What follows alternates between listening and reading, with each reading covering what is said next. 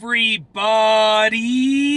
I'm here today to talk to you about how slow to go around tight turns. This will be a super easy driving lesson that is geared towards beginners, but experienced drivers can benefit from watching this as well. There are essentially 5 things that you need to do to figure out how slow you need to go around a tight turn. Now, this can be true whether it's a turn in a parking lot, like the one I'm going to demonstrate right now, or a turn on the road. So let's get right into the video. I'm going to explain the 5 factors, then I'll demonstrate myself making use of them while taking this tight turn. Factor number 1 is it needs to be slow enough to be able to safely see what's happening in the future of your turning radius, okay? So as I'm driving and I'm making a tight turn, I need to be able to see what's happening further down the road. And it's easy when you're driving straight, you just look ahead. But when you're taking a tight turn, you need to be able to see through that turn. So it needs to be slow enough that you can safely judge the future of the road that you're traveling on, okay? Number 2, it needs to be slow enough to not lose traction. If you're going so fast that your tires are slipping, you're going too fast. And obviously this depends on the vehicle. A sports car will probably be able to take a turn a little bit faster than some huge family, family van or something like that. I have nothing against vans. They're great, actually. They handle really well. But I'm just trying to make a comparison that every car is gonna react differently, okay? Like I said, vans are fantastic. They handle really well. I've driven quite a few of them. And sports cars don't all handle great, but in general, a sports car will likely be able to take that turn a bit faster than the average van, okay? Number 3, you should be able to get an easy grip on the wheel. If you're gripping your wheel like this, if you have to grip it like this, you're going too fast. You should be able to still, have a decent grip on the wheel. Your steering wheel grip needs to be, firm, but still you need to be able to have a flexible approach on that wheel.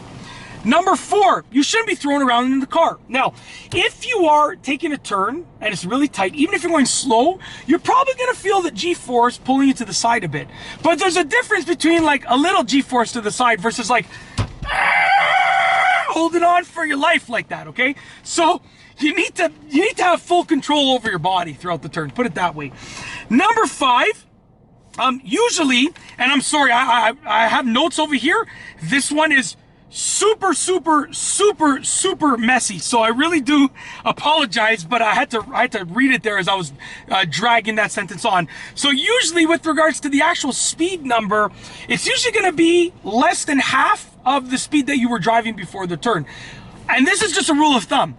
Maybe you're on the highway and you're taking a tight off ramp, right? And you were going 100 kilometers an hour. That off ramp might have to be 20. Right? So it might have to be much less than half.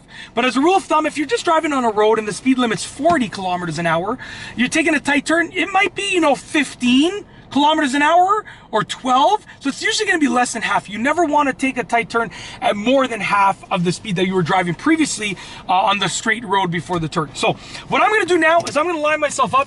I do apologize. I believe that the sun is going to be shining just for the beginning part of the turn.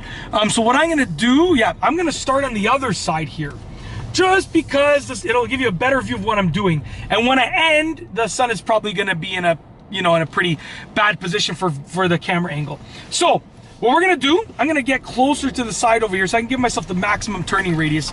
I'm just in an empty parking lot, but these rules will all apply whether you're in a parking lot or driving on a road or in any situation, okay? So I'm going to drive straight and I'm going to do everything that I said. I'm going to show you how it's done all together. So I'm driving straight. Okay, if I'm taking a tight turn, you might have to signal. It all depends, because if the road just curves, you're not going to have to signal, and if there's no other option for where you can go. But if you're taking a turn, as in turning when there's an option to go straight or turn left, let's say, you're going to have to signal. Okay, so I'm going to go ahead and I'm going to just signal. We're going to pretend that I have to turn here. Okay, that there's an option to go straight or turn.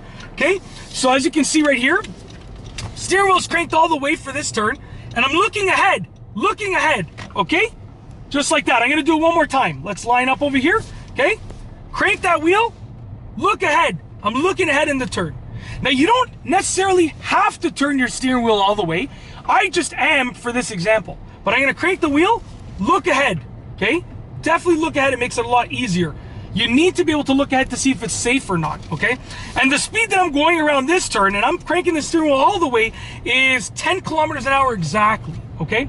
10 kilometers an hour is the speed that I'm traveling. So that's my, if you're turning the steering wheel all the way, you could probably go 10 kilometers an hour. If you're turning the steering wheel less than all the way, so let's say it's, almost all the way, you can probably go a little bit faster, but it all depends on the turn, the road conditions. There are so many factors. So that's basically it. That is essentially how slow to go around tight turns. I've told you 5 rules of thumb, and I've sort of demonstrated myself going around this imaginary tight turn in this parking lot to show you how it's done. And that's it. If you like this video, please be sure to give it a thumbs up. Let me know what you think down below as a comment. And of course, be sure to subscribe for more great videos just like this one. And that's all I have for you today. Thanks for watching.